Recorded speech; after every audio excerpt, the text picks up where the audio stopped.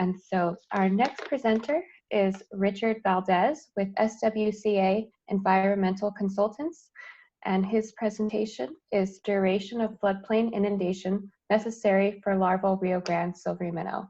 So with that, I will turn it over to Rich to get his screen shared. All right, well, thanks very much. I'll try to.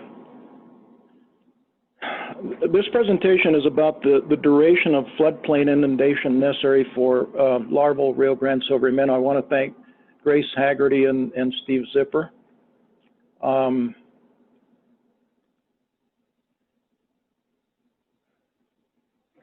As a prelude to this presentation, there's two principal theses or ideas. One is that perhaps the most critical question for self-sustainability of silvery minnow is the duration of floodplain inundation necessary for larval survival. And the second is that direct field measurement of residence by the larvae may not be feasible.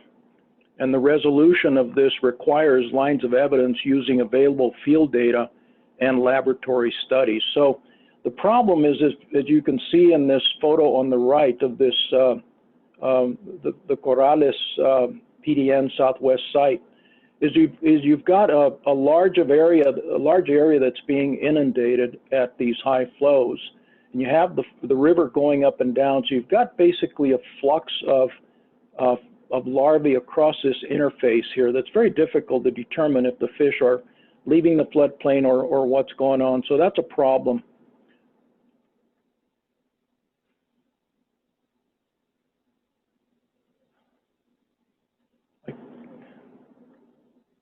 For some reason, my system is unstable here. I apologize. We've sampled about 20 restored floodplain sites since about 2007, 2008. And here's just some of them as an example. Typically what we do is we sample them with fyke nets, with dip nets. We've tried mechs and drift nets as well.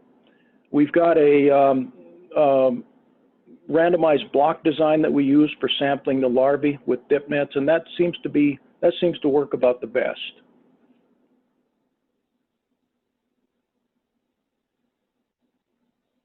First, let's just set the stage by looking at the different aspects of a spring runoff. There's fundamentally 5 parts of a spring runoff that are important. The first is the timing. That's a start of runoff that should correspond with Rio Grande Silvery Minnow spawning and hatch.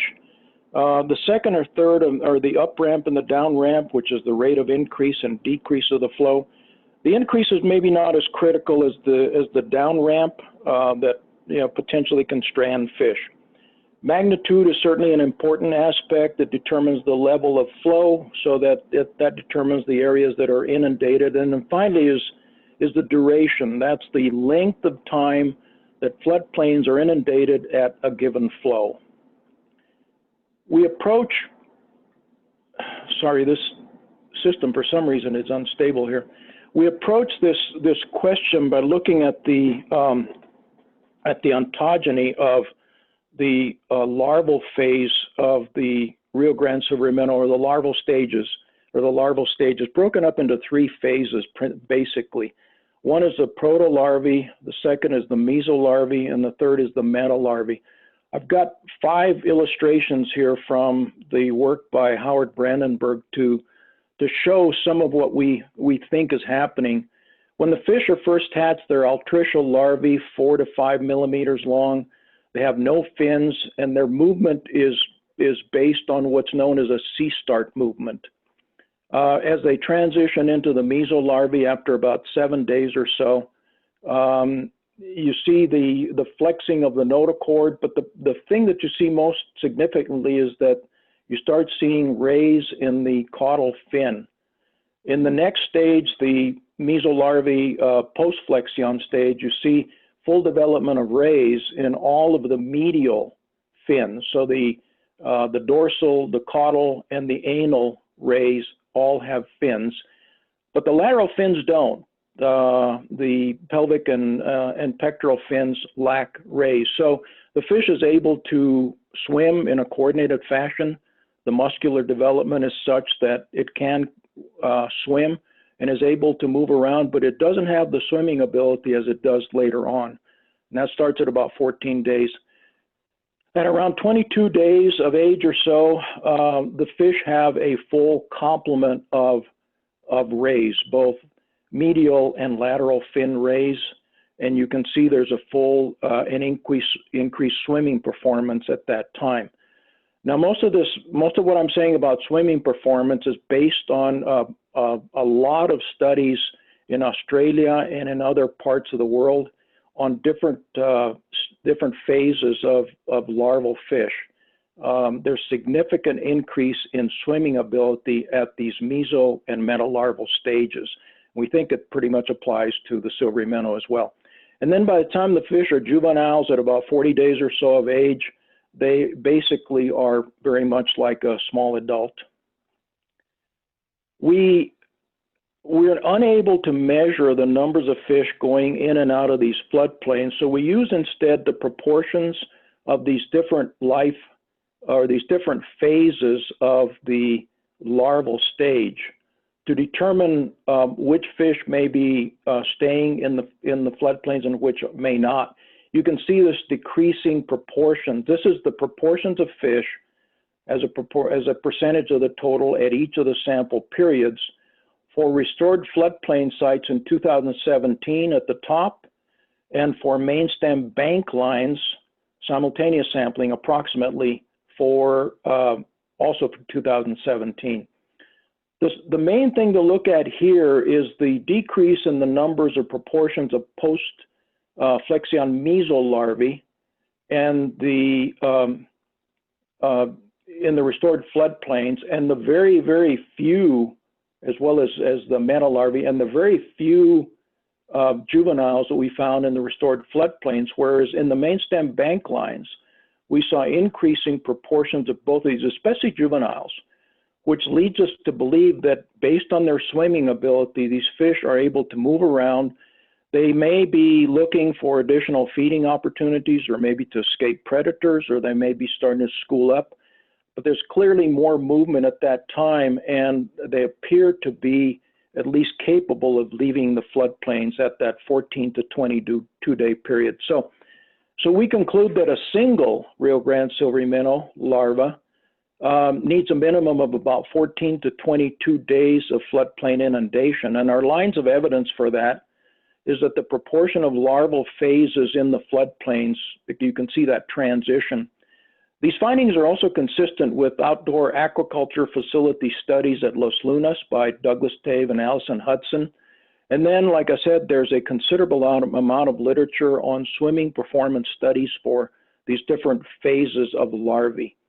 We describe this in detail, including this period of 14 to 22 days, in a publication about a year ago that we have in Ecohydrology.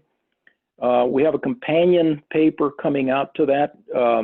It's in press currently, and it should be out at any time. I will forward both papers to the program for distribution. And so that's what happens with one fish. What about the entire cohort? What about the entire numbers of fish that hatch on a given date? This is also a table from the publication that's in press right now.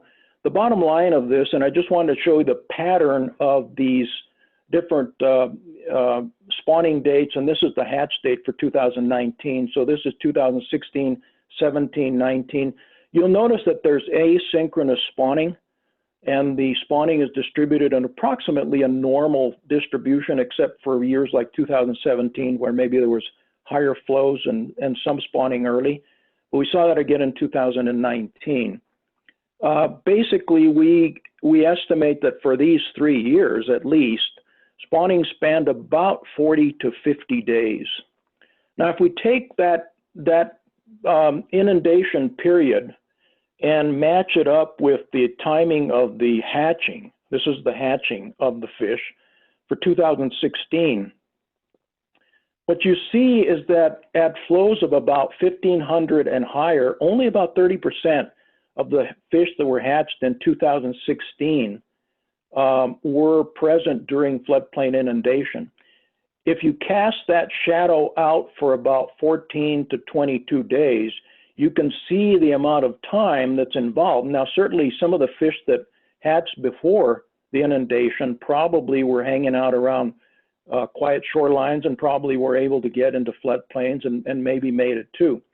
Interesting thing is that in 2016, when we saw only about 30% of the hatch occurring during floodplain inundation, the CPUE increased from about 0.16 in 2015, the October CPUE, to about 7.2 in 2016. So there's a substantial increase. This evidently was a good year for the fish. And then in 2017, when the entire hatch occurred within inundation, the CPUE was the third highest in history, from 23 up to 23.17. So we conclude from this that the synchrony of hatching and floodplain inundation, that is the timing, is important, but so is the duration, and that's vital to the survival of the silvery minnow. I acknowledge all the people that were responsible for contributing to this